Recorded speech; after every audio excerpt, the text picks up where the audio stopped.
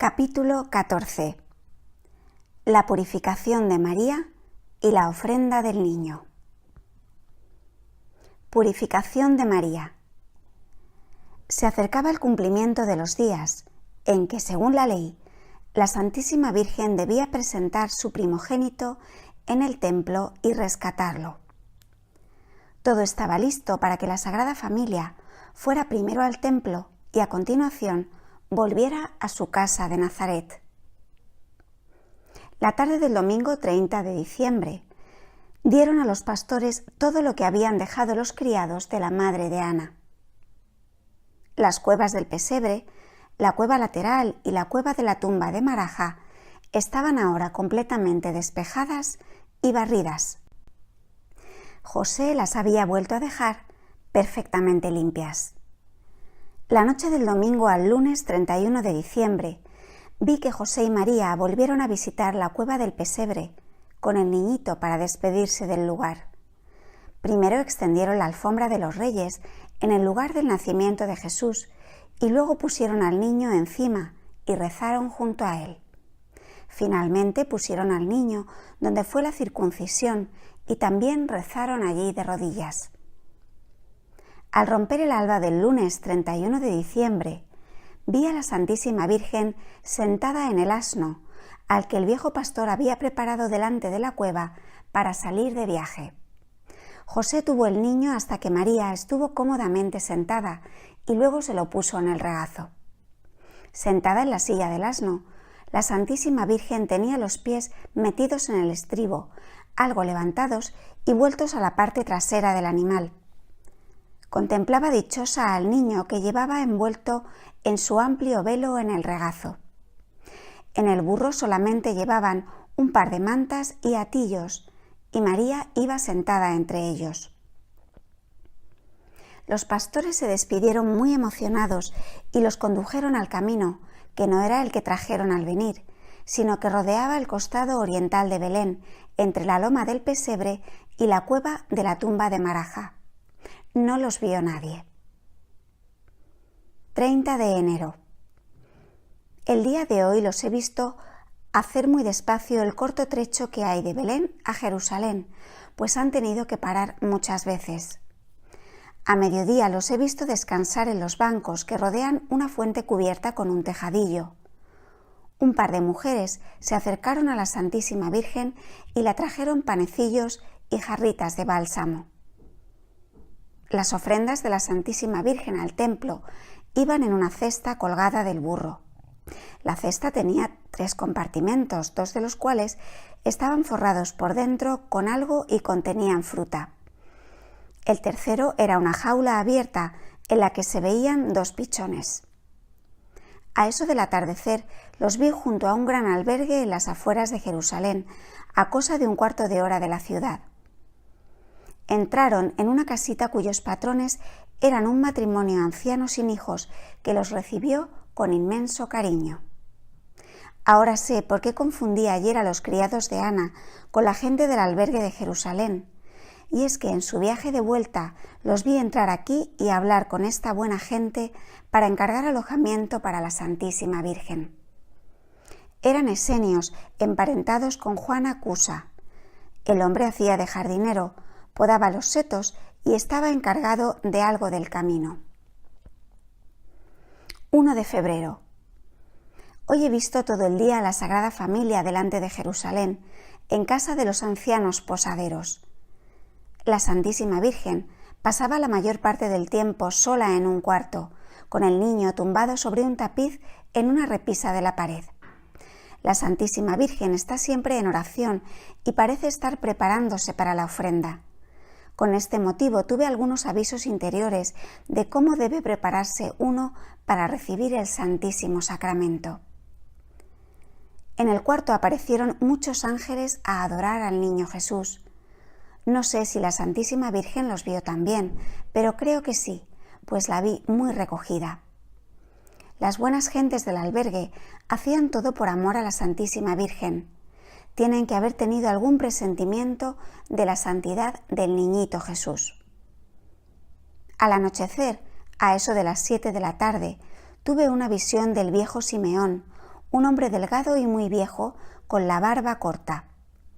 Era un sacerdote ordinario, con mujer y 3 hijos mayores, de los cuales el más joven tendría ya 20 años. Vi también que Simeón, que vive pegado al templo, entró por un pasadizo estrecho y oscuro del muro del templo a una celdilla abovedada en el interior del grueso muro, que estaba vacía, pero tenía una abertura por la que se ve abajo el interior del templo. El viejo Simeón se arrodilló allí y se quedó arrobado. Entonces se le apareció un ángel que le avisó que mañana temprano estuviese atento al primer niñito que ofrecieran, porque ese sería el Mesías que había anhelado tanto tiempo, y que él, Simeón, moriría poco después de verlo. Lo vi todo muy bonito. El espacio estaba completamente iluminado y el santo anciano resplandecía de alegría. A continuación volvió a su casa y le contó muy contento a su mujer lo que le habían anunciado. Cuando su mujer se fue a descansar, Simeón se puso a rezar otra vez.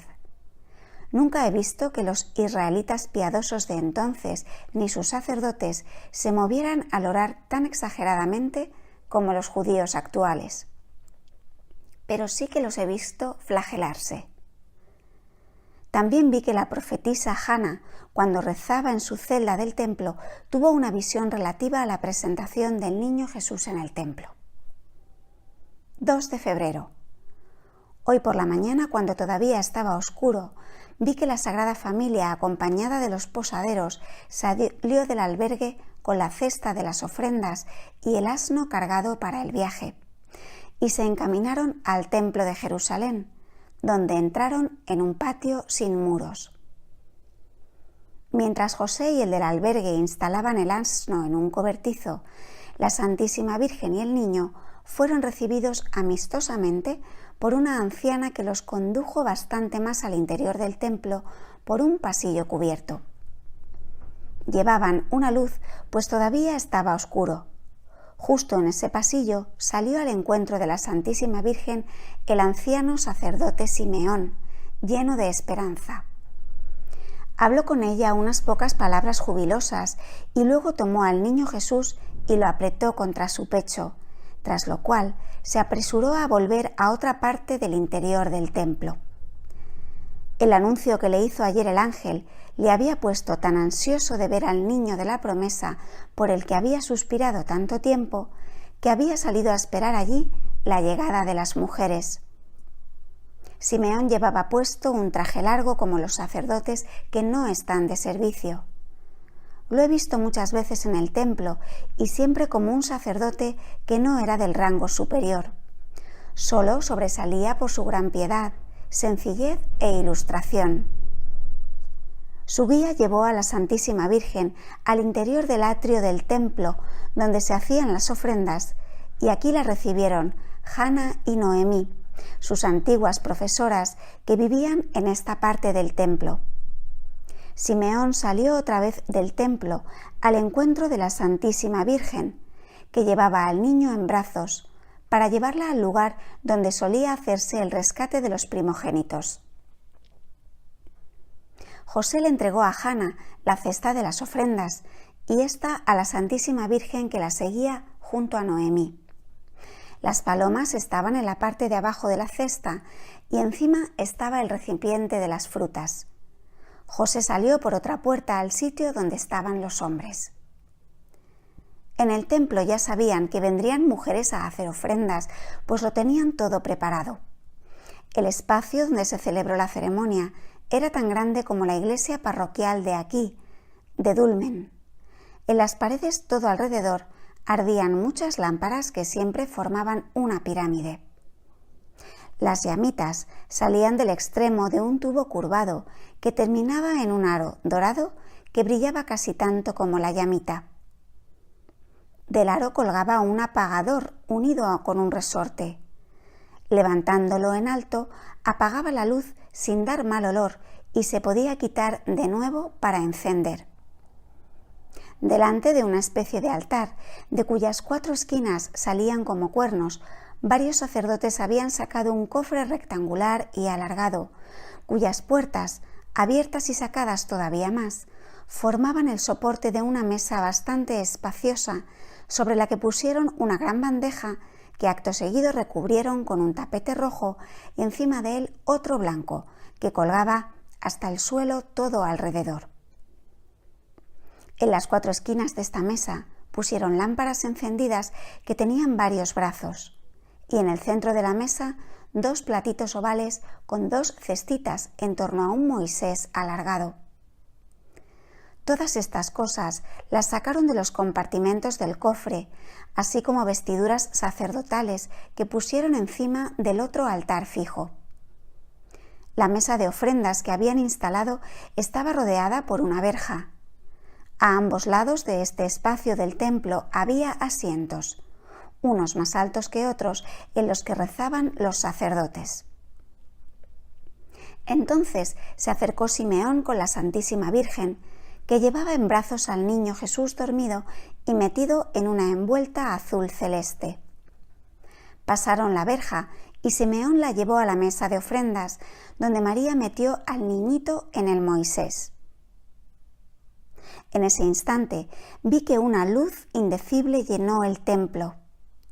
En ella estaba Dios, y vi sobre el niño el cielo abierto hasta el trono de la Santísima Trinidad.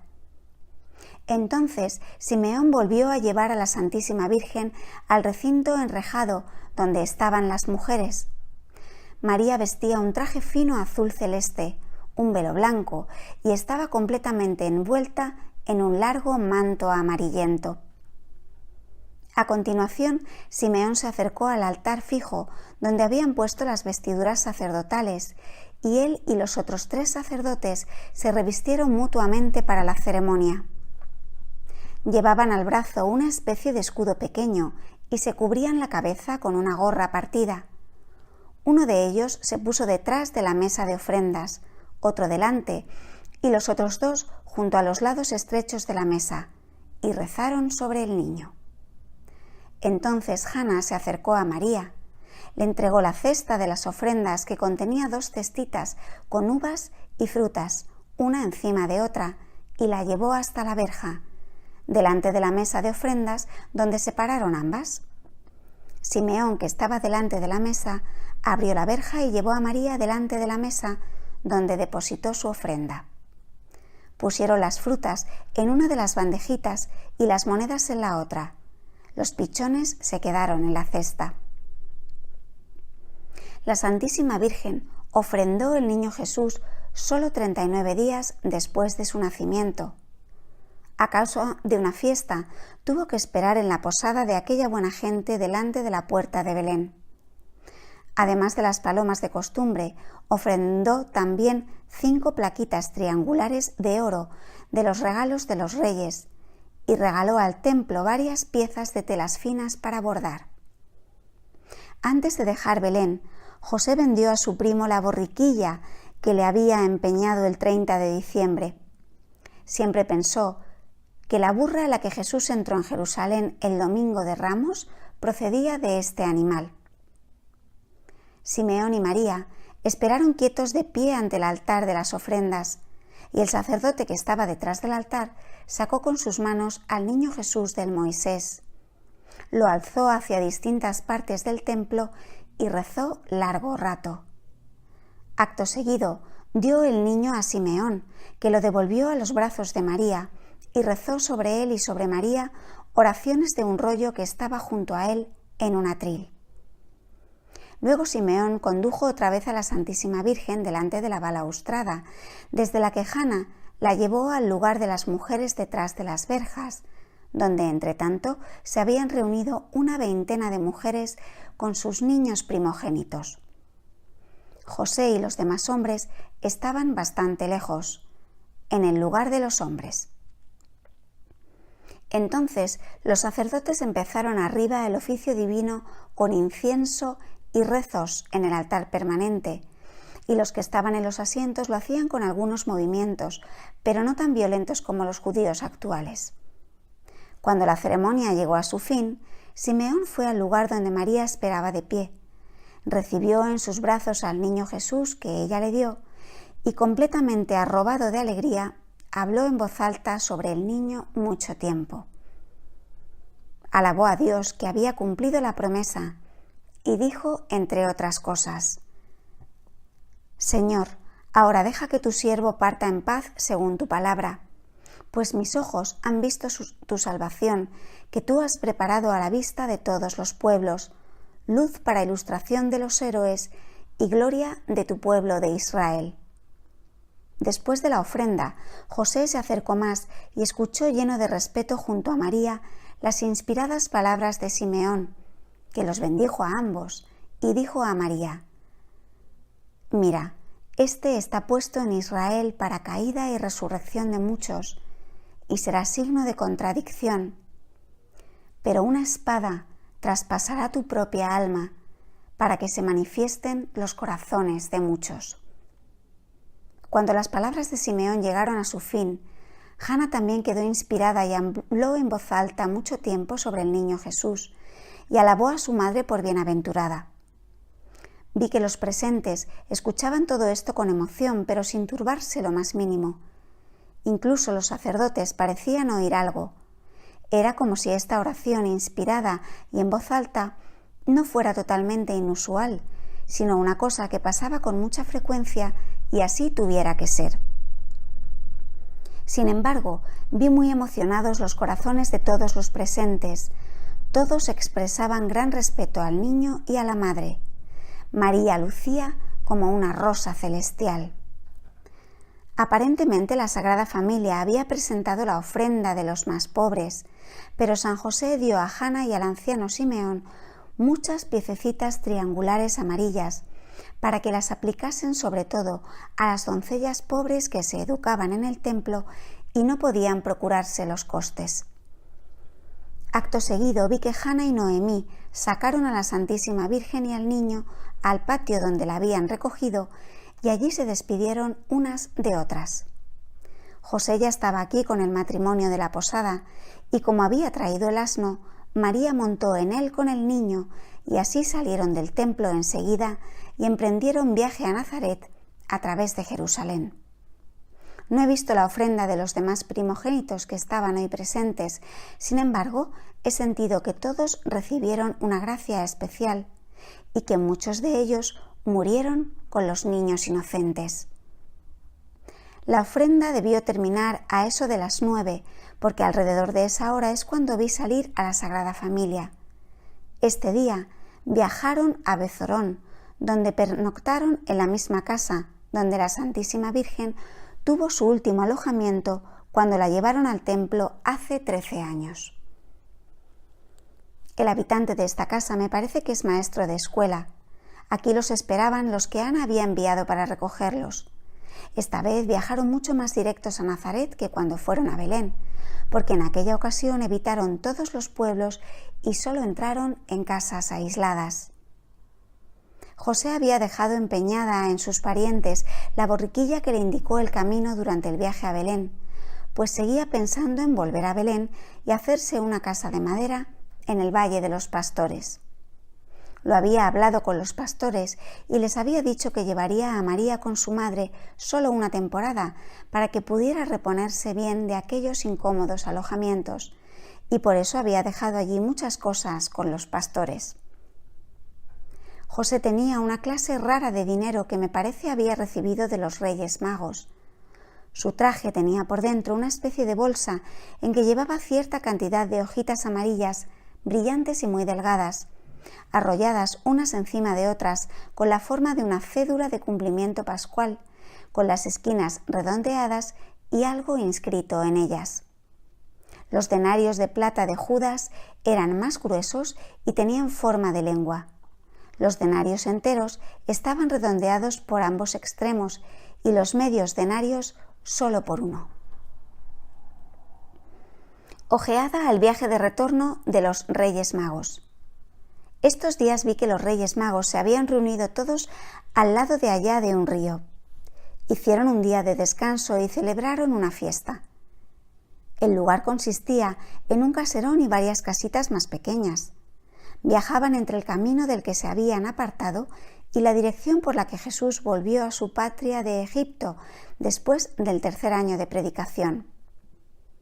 Al principio, los reyes viajaban muy deprisa, pero después de que salieron de este lugar de descanso, fueron ya mucho más despacio. Yo veía siempre como si un joven resplandeciente fuera delante de la caravana y que a veces también les hablaba. Dejaron Ur a la derecha. La muerte de Simeón. 3 de enero. Simeón tenía mujer y 3 hijos, de los cuales el mayor tenía ahora más de 40 años y el más joven unos 20. Los 3 servían en el templo y en años posteriores fueron siempre amigos secretos de Jesús y de sus allegados. Fueron discípulos del Señor, unos antes de la muerte de Jesús y otros después de su resurrección. En la última Pascua, uno de ellos preparó el Cordero Pascual para Jesús y los apóstoles. Sin embargo, no estoy segura si todos estos no eran tal vez nietos de Simeón. Los hijos de Simeón hicieron mucho por los amigos del Señor después de la ascensión, en la época de las primeras persecuciones. Simeón estaba emparentado con Serafia, la que recibió el nombre de Verónica a través de Zacarías, padre de ésta. Ayer, cuando Simeón volvió a casa tras profetizar en la ofrenda de Jesús, cayó enfermo inmediatamente.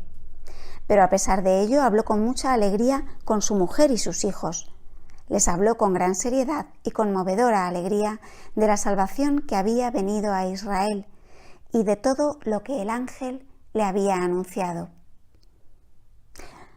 Luego le vi morir tranquilamente. La familia tuvo un sereno duelo.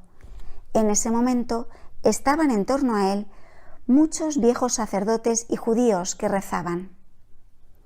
Llevaron a continuación su cuerpo a otra sala, lo pusieron sobre una tabla agujereada y allí encima lo lavaron con esponjas, por debajo de una colcha que sostenían encima, para que sus ojos nunca lo vieran desnudo. El agua pasaba a través de la tabla a una palangana de cobre que había debajo. Luego le pusieron encima grandes hojas verdes, lo rodearon de ramitos de hierbas finas, lo cubrieron con un gran lienzo y lo envolvieron con vendas largas, igual que se faja a un bebé. Su cuerpo se quedó entonces tan quieto y tieso que casi creí que lo habían envuelto con la tabla. Lo enterraron al anochecer. 6 hombres con luces lo llevaron sobre una tabla que tenía en cierto modo la forma de un cadáver, pero que tenía por sus 4 lados un pequeño reborde vertical, ligeramente arqueado, de modo que las 4 esquinas era más bajo y en el centro más alto que en los costados. El cadáver amortajado yacía encima de esta tabla sin otra cubierta. Tanto los que lo llevaban como el séquito iban más deprisa que en nuestros entierros. La cueva sepulcral estaba en una colina, no muy lejos del paraje del templo. Por fuera formaba una pequeña colina con una puerta inclinada, pero por dentro estaba revestido de albañilería de una forma especial, con ese tipo de labor, solo que más ruda, que he visto hacer a San Benito en su primer monasterio. Las paredes estaban adornadas con toda clase de dibujos de estrellas y flores hechos con piedras de colores, como en la celda de la Santísima Virgen en el templo. En la cuevecita en cuyo centro depositaron el cadáver, solo había sitio para pasar alrededor del cadáver. En el entierro siguieron además otras costumbres, pues solían poner a los muertos toda clase de cosas, monedas, piedrecitas y creo que también comida, ya no lo sé exactamente. Llegada de la Sagrada Familia a casa de Ana. La Sagrada Familia llegó al anochecer a la casa donde vivía Ana, a cosa de media hora de Nazaret en dirección al valle de Zabulón, y allí celebraron una pequeña fiesta de familia del estilo de la despedida de María para ir al templo. La lámpara ardía sobre la mesa. Joaquín no vivía ya, y el amo de casa era el segundo marido de Ana. La hija mayor de Ana, María de Elí, había venido de visita. Descargaron el asno, pues querían quedarse aquí una temporada. Todos estaban contentísimos con el niño Jesús, pero era una alegría íntima y tranquila. A toda esta gente nunca la he visto mucha pasión. También estaban presentes algunos sacerdotes ancianos. Tuvieron una pequeña comida, pero como siempre las mujeres comieron separadas de los hombres. Unos días después, vi que la Sagrada Familia todavía estaba en casa de Ana. Allí había varias mujeres. La hija mayor de Ana, María de Elí, junto con su hija María Cleofás, una mujer de la aldea de Isabel, y la criada que estuvo con María en Belén. Después de la muerte de su marido, que no había sido bueno, esta criada ya no quiso volverse a casar y se fue con Isabel a Juta, y allí la conoció María cuando fue a visitar a Isabel antes del nacimiento de Juan. Desde allí, esta viuda se ha venido con Ana. Hoy he visto que José empacaba muchas cosas en casa de Ana. Las cargaba y echaba a andar con la criada hacia Nazaret, seguido de 2 o 3 burros.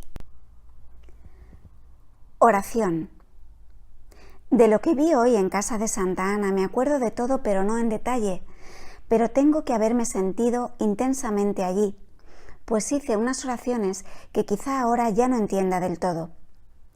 Antes de llegar a casa de Ana estuve en espíritu con un matrimonio joven que alimentaba a su anciana madre. Ahora están enfermos los dos y si no se ponen buenos otra vez, su madre decaerá totalmente. Conozco a esta pobre familia, pero hace mucho que no he oído de ellos. En estos casos de necesidad desesperada, llamo a la Santa Madre, Ana, y como hoy estaba en un cuarto en su casa, vi que aunque ya están cayendo las hojas de los árboles del jardín, todavía tenían muchas peras, ciruelas y otras frutas. De camino pude recogerlas y se las llevé al matrimonio enfermo, que se curó con ellas. Después tuve que dar a muchas pobres ánimas de aquí, conocidas y desconocidas, para que se refrescaran con ellas. Estas frutas probablemente significaban gracias por intercesión de Santa Ana. Temo que para mí estas frutas vuelvan a significarme muchos dolores y padecimientos, pues en estos cuadros en que recojo frutas en el jardín de un santo, siempre he comprobado que luego tengo que pagarlas. No sé exactamente por qué recogí estos frutos del jardín de Santa Ana. Tal vez porque estas almas y estos seres humanos sean ahijados de Santa Ana y tenga que ganar para ellos los frutos de gracia de su jardín. O tal vez porque Santa Ana es la santa protectora de las circunstancias desesperadas, como siempre he reconocido después de esto. Sobre el tiempo en la tierra prometida. A la pregunta de cómo veía el tiempo en Palestina en esta época del año, Ana Catalina replicó: «Siempre me olvido de decirlo, porque lo noto de modo tan natural que siempre pienso que tiene que saberlo todo el mundo. Veo muchas nieblas y lluvias y de vez en cuando un poco de nieve, que sin embargo se funde enseguida. Muchas veces veo árboles sin hojas de los que todavía cuelgan frutas. Veo varias cosechas al año. Ellos ya están cosechando cuando nosotros todavía estamos en primavera. Ahora en invierno veo que la gente va envuelta por el camino y llevan el manto por encima de la cabeza». A las 6.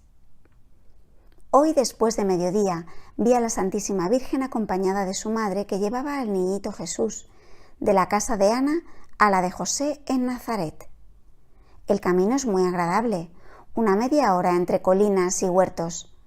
Desde su vivienda, Ana envía los víveres a María y José en Nazaret. Qué conmovedora es la Sagrada Familia. María es como una madre y al mismo tiempo la criada más subordinada del Santo Niño y la sirvienta de San José. José es para ella el más fiel amigo y el servidor más humilde. Es tan emocionante cuando la Santísima Virgen le da la vuelta o cambia al niñito Jesús como a un niño desvalido. Cuando luego veo que Jesús es el Dios misericordioso que ha creado el universo y que por amor se deja volver y cambiar, qué horrible resulta el ánimo duro y terco de las personas frías, disimuladas e hipócritas. Purificación de María. Candelaria. Cuadro de la fiesta de la Iglesia.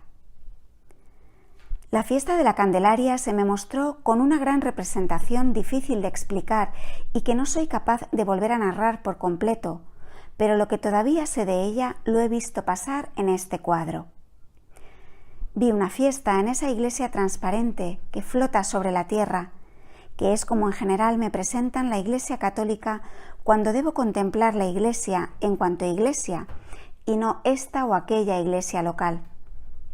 Y la vi llena de coros de ángeles que rodeaban a la Santísima Trinidad. Entonces vi a la segunda persona de la Santísima Trinidad en cuanto hombre, hecho niño Jesús, que debía ser ofrecido y rescatado en el templo, pero lo vi a la vez presente en la Santísima Trinidad.